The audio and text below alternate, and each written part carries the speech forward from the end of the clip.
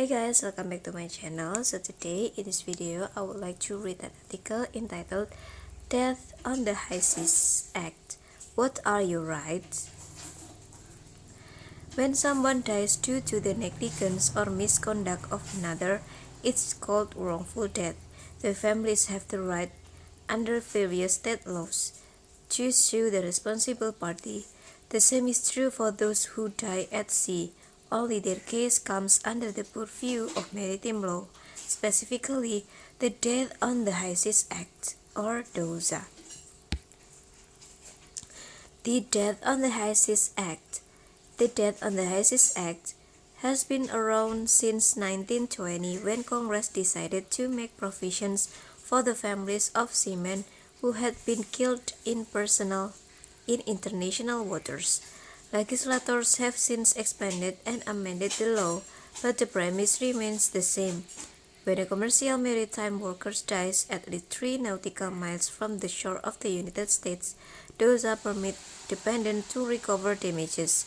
Over the year, the law has come to include commercial aircraft accidents that take place over international waters at least 12 nautical miles from shore. Who is covered under DOSA?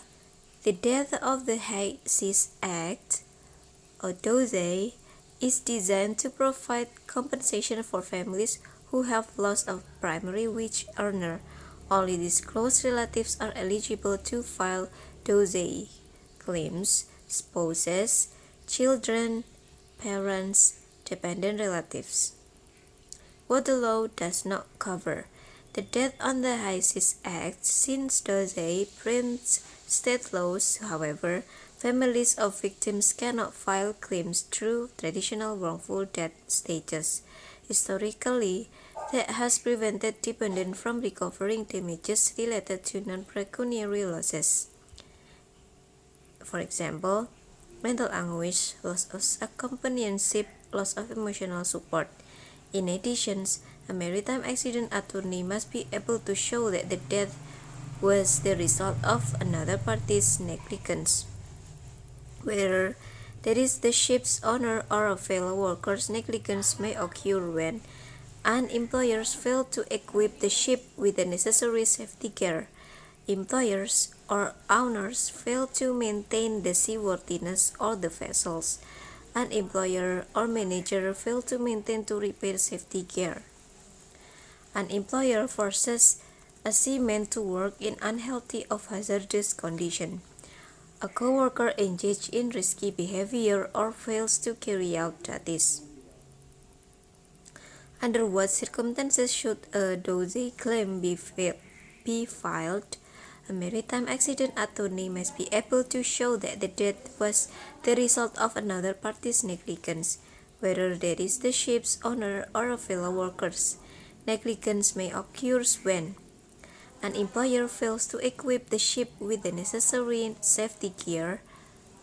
Employers or owners fail to maintain the seaworthiness of the vessels. An employer or manager fails to maintain or repair safety gear. An employer forces a seaman to work in unhealthy or hazardous conditions. A co-worker engages in risky behavior or fails to carry out duties. What does DOSA cover in the case of the fatality at sea?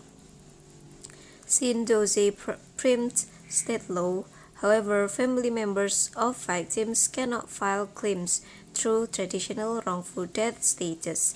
Historically, that has prevented dependents from recovering damages related to non-pecuniary losses.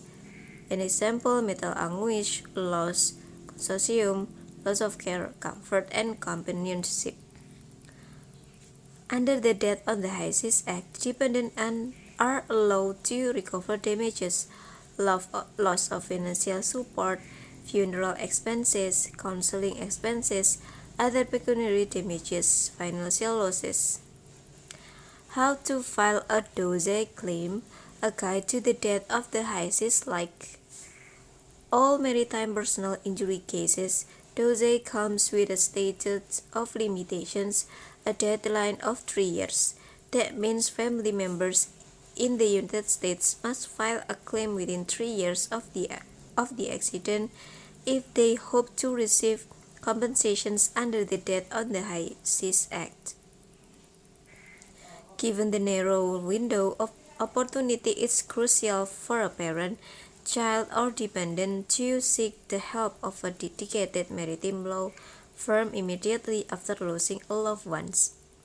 At Maintenance and Cure, we work hard to secure justice on behalf of our client. We have decades of experience in handling all claims.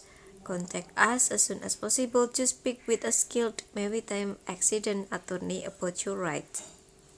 How does the Death on the High Seas Act impact you? The Death on the High Seas Act was passed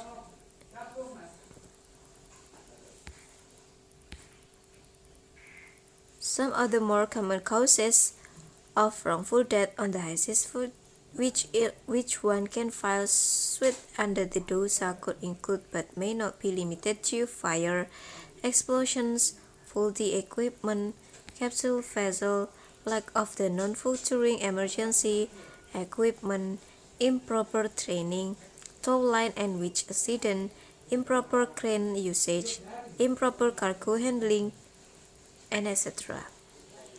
Are there limits to what the DOSA will compensate? The DOSA does not currently allow for additional compensations for pain, suffering, and grief caused by the loss of a loved one. That being said, this does not preclude other remedies under other maritime laws. Due to the limitations to just current and failure earnings, there are proposals in the House and Senate to update the DOSA to allow for additional compensation. Time will only tell as to whether this bill will pass and eventually allow to updates to the DOSA. If you lost a loved ones on the high seas and believe their death was caused due to their employer's negligence or an unseaworthy vessels, it is your best interest to speak to a DOSA lawyers at Maintenance and Cure, part of Scatter, Sever and Harris LLP. Please feel free to call out a law firm now at 1-800-551-7149 for a free consultations. So that's all the article. Bye bye and see you on my next video. Bye.